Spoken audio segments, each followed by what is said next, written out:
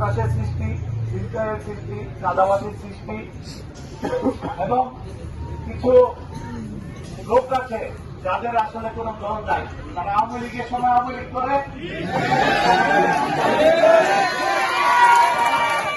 তারাই এইসব মাদক কারবারের সাথে জড়িত, তারাই এইসব চাঁদাবাজির সাথে জড়িত।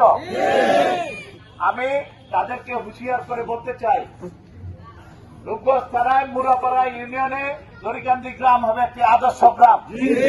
এই গ্রামে আজকের পর থেকে কেউ কোনো মাদক বিক্রি করতে পারবেন না, কেউ কোনো সন্ত্রাসী কার্যক্রম করতে পারবেন না।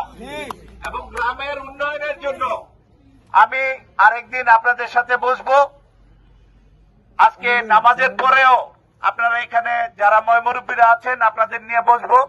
আমাদের এই গ্রামে কি কি কাজকর্ম আছে সেগুলা নিয়ে আপনাদের সাথে আলোচনা করব।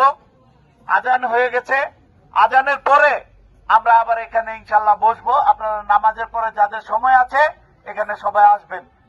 আমাদের আরো কথা রয়েছে, সেই সংক্ষিপ্ত কথাগুলো আমরা নামাজের পরে শেষ করি।